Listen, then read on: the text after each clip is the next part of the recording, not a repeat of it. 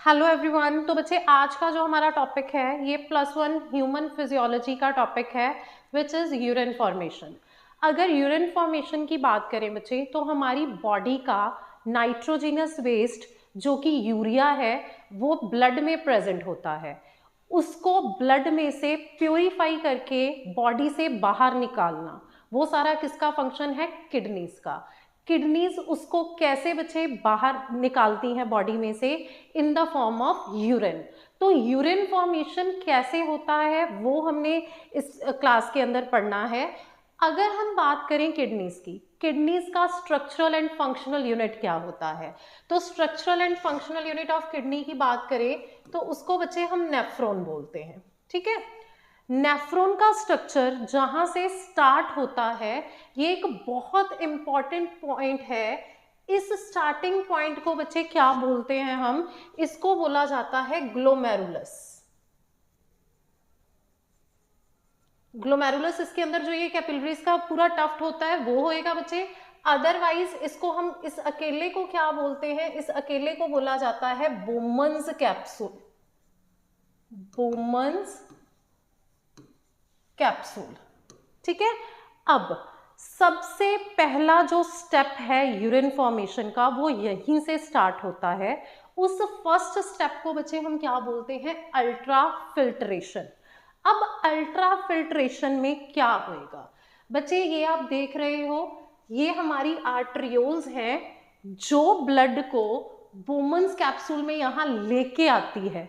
उसको हम क्या बोलते हैं? उसको बोलते हैं एफरेंट आर्टरियोल। और जो प्यूरिफाइड ब्लड को वापस लेके जाती है दैट इज इफरेंट आर्टरियोल। ई से याद करोगे बच्चे, एग्जिट। एग्जिट करती है, जो लेके जाती है दैट इज इफरेंट, और जो लेके आ रही है दैट इज एफरेंट आर्टरियोल। ठीक है, तो जब ब्लड यहां आता है बच्चे तो कैपिलरीज के अंदर क्या होता है? अगर अब हम इसको मॉडिफाई करके देखें, इसका स्ट्रक्चर हमने यहां मॉडिफाई किया है, इसका स्ट्रक्चर हमने यहां मॉडिफाई किया है। ठीक है, तो अगर बच्चे हम इस ग्लोमेरुलस की बात करें तो कहते हैं ये ग्लोमेरुलस है। ठीक है, ये इसकी एंडोथीलियम है। This is endothelium, inner layer. ठीक है, और यहां से हमारा क्या शुरू हो रहा है? ये है हमारा बोमन्स कैप्सूल। अब बोमन्स कैप्सूल और ग्लोमेरुलस के बीच में एक ये मेम्ब्रेन पड़ी है बच्चे, ये वाली जो ग्रीन कलर से शो की हुई है, उसको हम क्या बोलते हैं? उसको बोला जाता है बच्चे बेसमेंट। ठीक है, अब कहते हैं कि जो ये बोमन्स कैप्सूल है इसके पास एक स्पेशल टाइप के सेल्स होते हैं। उन सेल्स को क्या बोला जाता है बच्चे? पोडोसाइट्स। ठीक है, ये स्पेशल टाइप के सेल्स हैं जो फिल्ट्रेशन के अंदर यूज होते हैं, उनको पोडोसाइट बोला जाता है। तो कंप्लीट अगर हम फिल्ट्रेशन मेम्ब्रेन की बात करें तो ये मेम्ब्रेन बच्चे 3 लेयर्ड होती है। 3 लेयर्स कौन कौन सी हो गई? एक तो हो गई ग्लोमेरुलस की एंडोथीलियम जो कि सेलुलर लेयर है, सेल्स की बनी हुई है। दूसरी हमारे पास आ गई बच्चे बेसमेंट। बेसमेंट जो है ये ए सेलुलर होती है, इसमें सेल्स एब्सेंट होते हैं। और थर्ड अगर हम बात करें, थर्ड हमारे पास क्या है? हमारे बोमन्स कैप्सूल के ये पोडोसाइट्स की लेयर। तो इसीलिए जो हमारी फिल्ट्रेशन मेम्ब्रेन है बच्चे वो कितनी लेयर्ड हो गई? 3 लेयर्ड, जिसमें से 2 सेलुलर लेयर्स हैं, एक ए सेलुलर है। जो बेसमेंट है दैट इज ए सेलुलर, उसमें सेल्स प्रेजेंट नहीं होंगे बच्चे। ओके, उसके बाद देखो, अब कहते अगर हम बोमन्स कैप्सूल का स्ट्रक्चर देखें तो इसमें क्या होता है? इसकी 2 लेयर्स बनी हुई हैं। बाहर वाली लेयर को बोलते हैं पेराइटल, अंदर वाली को बोलते हैं विजरल। जैसे कि अगर मैं यहां ड्रॉ करूं, ठीक है, तो जो ये आउटर लेयर है इसको बोला जाएगा पेराइटल, और जो ये अंदर वाली लेयर है उसको हम क्या बोलेंगे? अंदर, सॉरी ये वाली बच्चे, अंदर मीन्स ये वाली जो यहां से ऐसे होके जाएगी, इसको बोला जाता है विजरल लेयर।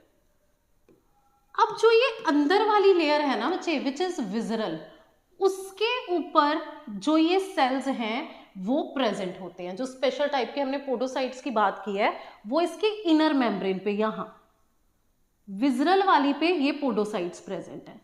और बाहर अगर हम बात करें, ये पूरी किसकी बनी होती है? सिंपल स्क्वेमस एपिथेलियम की, ठीक है।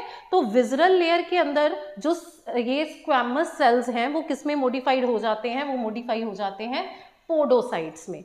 अब देखो बच्चे, वर्ड है हमारे पास पोडोसाइट्स। अगर हम बात करें पोडो, पोडो का मतलब होता है अपेंडेज,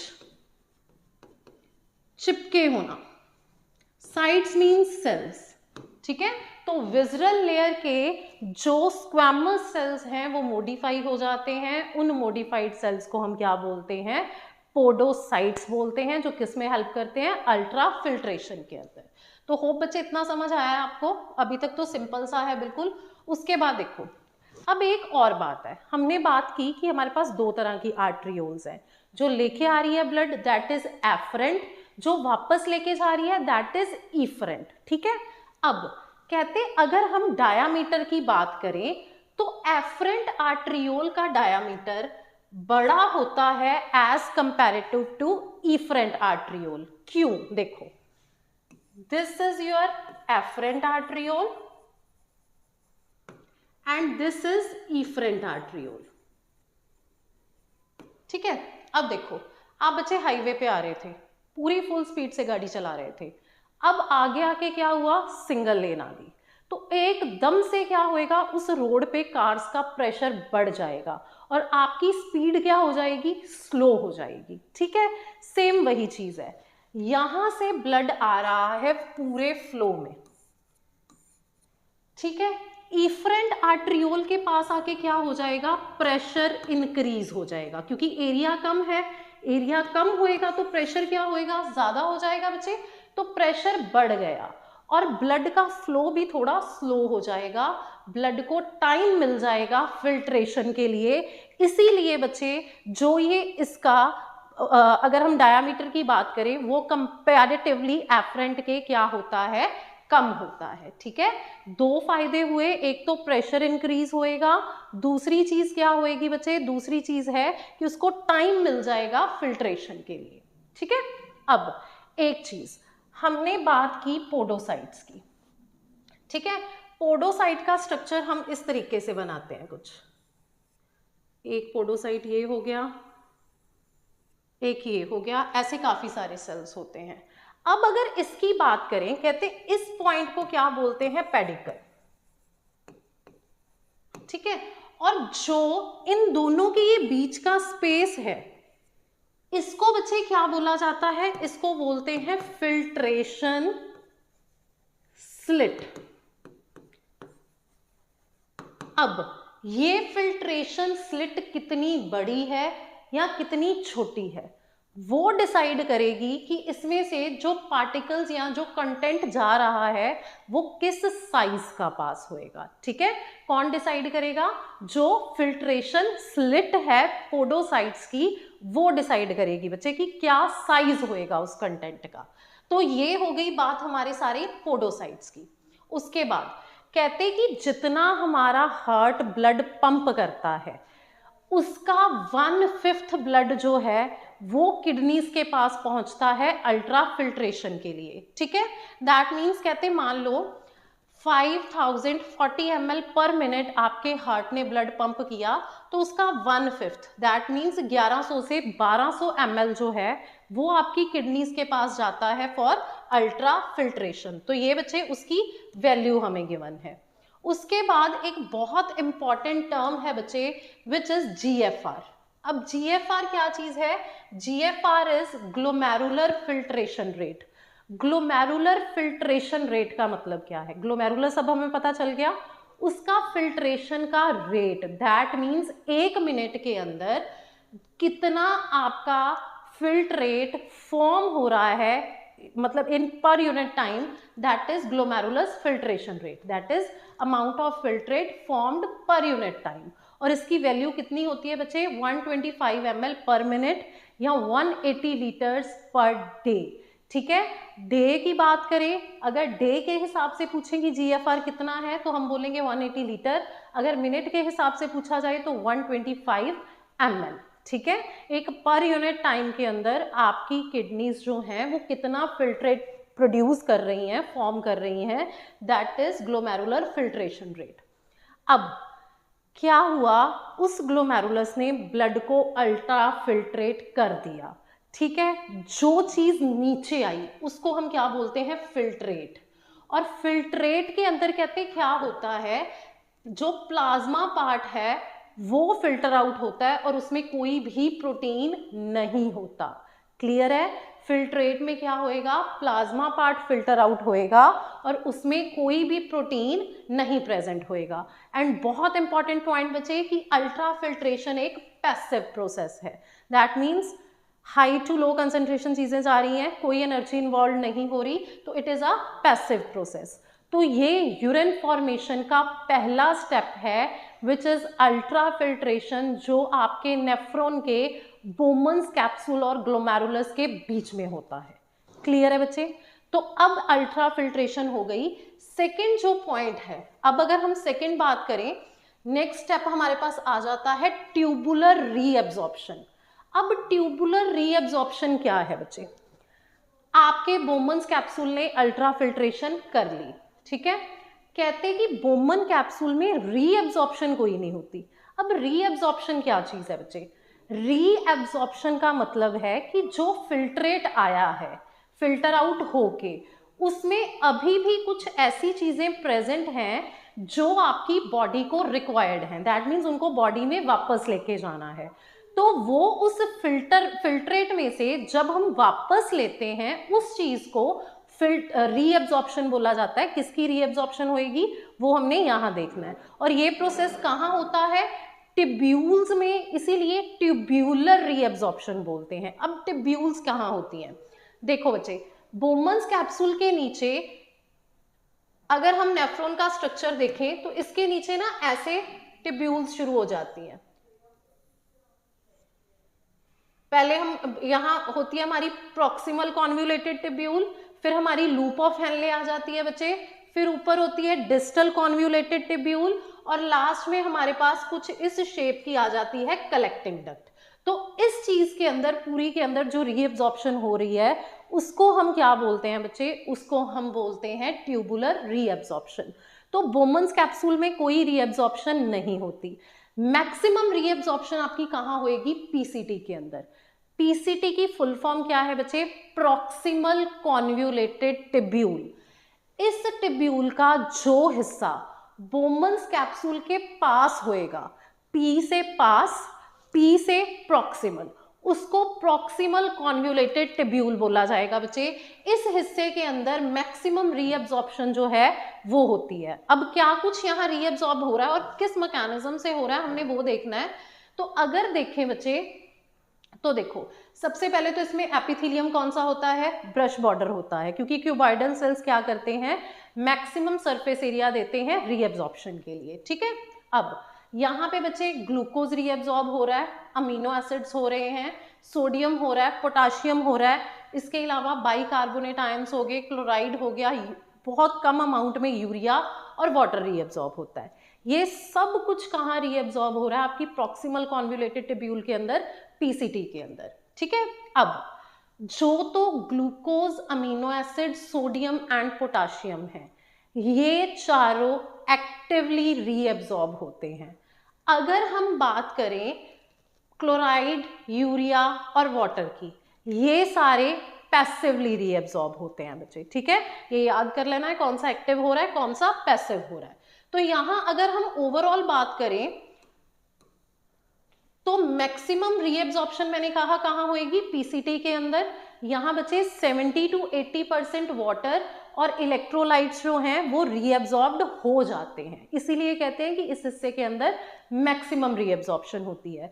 उसके बाद नेक्स्ट पार्ट आ जाता है loop of Henley. Loop of Henley मैंने बताया था, ये वाला पार्ट आपका पूरा लूप ऑफ हेनले है। इसके ऊपर यहाँ बोमन्स कैप्सूल था, बोमन्स कैप्सूल के नीचे यहाँ प्रॉक्सिमल कॉन्व्यूलेटेड टिब्यूल पीसीटी पड़ी हुई थी। ये है लूप ऑफ हेनले, ठीक है। जो नीचे को इसका पार्ट जा रहा है उसको बोलते हैं descending limb of loop of Henley. जो नीचे से ऊपर जा रहा है बच्चे उसको हम क्या बोलते हैं, ascending limb of loop of Henley, ठीक है। क्लियर है। अब देखो आपके ब्लड की ऑस्मोलैरिटी कितनी होती है बच्चे, 300। तो जब यहाँ ब्लड पहुंचता है, ठीक है, यहाँ उसकी ऑस्मोलैरिटी कितनी थी 300। अब यहाँ क्या रीअब्सॉर्ब होना है, जो descending limb of loop of Henley है वो मैक्सिमम वाटर रीअब्सॉर्ब करती है, और अगर हम बात करें मिनिमम इलेक्ट्रोलाइट्स को रीअब्सॉर्ब करेगी। अब वहां से एक चीज जा रही है बच्चे, कोई सोल्यूशन जा रहा है जिसमें से हम पानी खींचते जा रहे हैं। अगर पानी खिंच रहा है तो ऑस्मोलैरिटी क्या हो जाएगी, वो बढ़नी शुरू हो जाएगी। तो जैसे जैसे वो फिल्ट्रेट नीचे जाता है बच्चे, वैसे वैसे उसकी जो ऑस्मोलैरिटी है वो बढ़ती जाती है। जैसे यहाँ देखो, जब वो आया तो उसकी ऑस्मोलैरिटी 1200 तक हो गई थी, ठीक है। उसके बाद आती है हमारे पास असेंडिंग लूप ऑफ हेनले।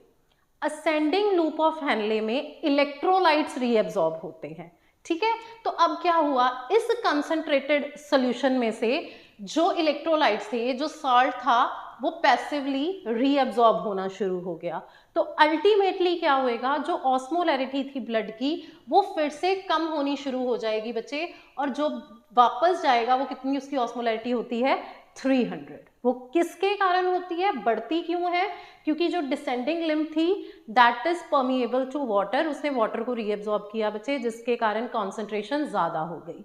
लेकिन अगर हम बात करें असेंडिंग वाली की, उसने क्या किया, उसने सॉल्ट्स को रीअब्सॉर्ब किया, जिस वजह से दोबारा से जो ऑस्मोलैरिटी थी वो कम होनी शुरू हो गई। तो यहाँ पूरा प्रोसेस जो है बच्चे वो ये चलता है, और ये कहाँ हो रहा है, पूरा लूप ऑफ हेनले में। ये पूरी आपकी लूप ऑफ हेनले है, ये उसकी डिसेंडिंग लिम्ब है, ये उसकी असेंडिंग लिम्ब है।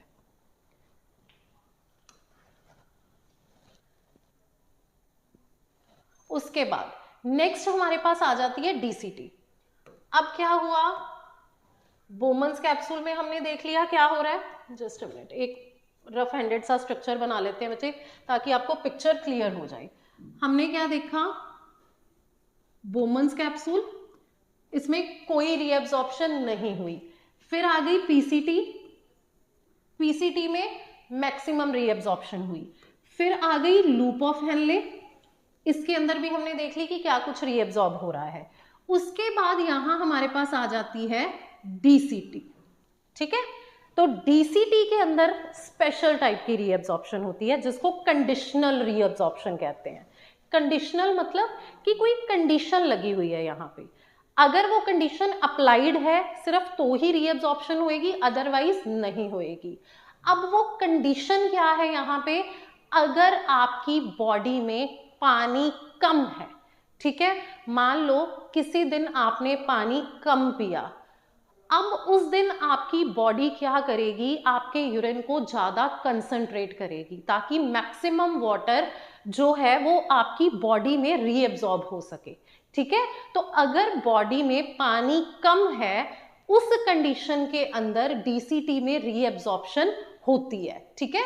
तो कहते हैं जब बॉडी को जरूरत होएगी तब यहाँ पे रीअब्सॉर्प्शन होती है। अब कहते हैं ये वाली रीअब्सॉर्प्शन जब होएगी तब हमें कुछ हार्मोन्स की जरूरत पड़ती है, बहुत इंपॉर्टेंट है बच्चे। दो हार्मोन्स हैं, first is aldosterone, next is vasopressin और ADH. ADH is anti diuretic hormone, ठीक है। अब देखो ये हार्मोन्स करते क्या हैं बच्चे,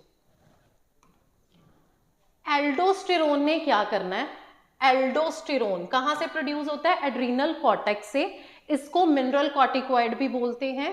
कहते जब एल्डोस्टेरोन रिलीज होएगा इसने किस पे एक्ट करना है, किस पे काम करना है, डीसीटी पे, और उस पे एक्ट करके ये क्या करता है बच्चे, सोडियम को रीअब्सॉर्ब करना शुरू कर देता है। और जब सोडियम रीअब्सॉर्ब होता है वाटर उसके साथ पैसिवली रीअब्सॉर्ब हो जाता है।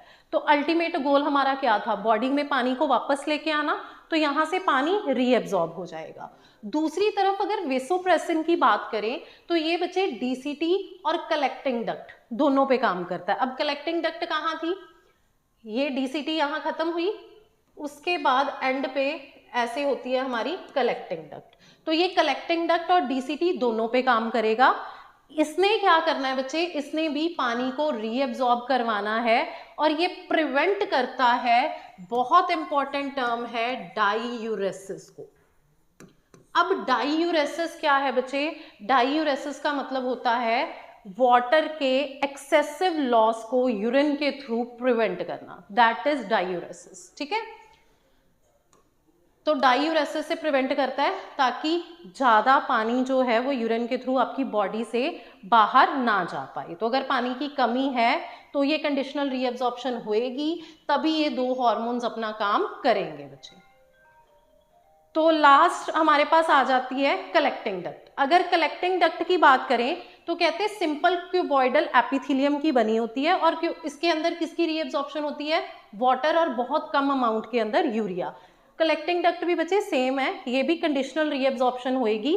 डीसीटी और कलेक्टिंग डक्ट दोनों में रीअब्जॉर्प्शन तभी होएगी जब बॉडी में पानी की कमी है, अदरवाइज नहीं होएगी। तो हमने दो स्टेप्स पढ़ लिए यूरिन की फॉर्मेशन के। पहला था हमारा जो हमने अल्ट्रा फिल्ट्रेशन की, जो बोमन कैप्सूल और ग्लोमेरुलस के बारे में हमने जिसमें जाना। दूसरा हमने किया ट्यूब्यूलर रीअब्जॉर्प्शन के बारे में, जिसमें हमने देखा कि बोमन कैप्सूल के अंदर कोई रीअब्जॉर्प्शन नहीं होती, मैक्सिमम पीसीटी के अंदर होती है।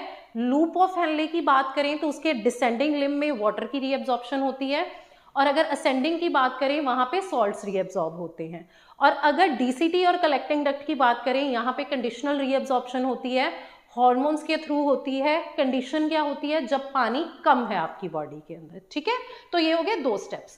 थर्ड स्टेप होता है बच्चे ट्यूब्यूलर सिक्रीशन।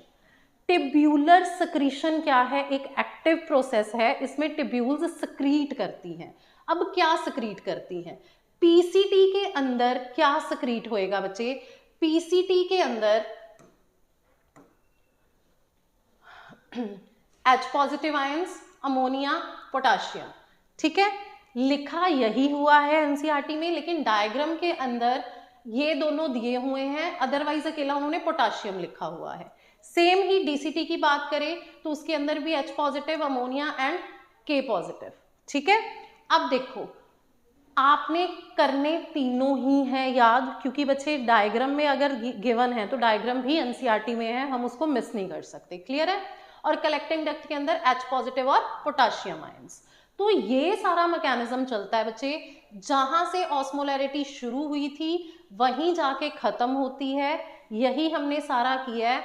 अब यहां से ये देखो, ये कुछ सक्रीट हो रहा है, ठीक है, यहां से ये सक्रीट हो रहा है और यहां से ये सक्रीट हो रहा है, और फाइनली कहते अगर हम यूरिन की बात करें तो ह्यूमन यूरिन जो है वो 4 टाइम कंसंट्रेटेड यूरिन प्रोड्यूस कर सकते हैं ह्यूमंस। ठीक है, तो 4 टाइम कंसंट्रेटेड क्यों करते हैं, ताकि वाटर का लॉस कम से कम हो। तो ये 3 स्टेप्स आते हैं बच्चे हमारे यूरिन फॉर्मेशन के अंदर। तो होप सो यूरिन फॉर्मेशन वाला टॉपिक क्लियर हो गया होगा बच्चे। कोई भी डाउट हुआ तो कमेंट सेक्शन में कमेंट करके पूछ सकते हो। Thank you so much.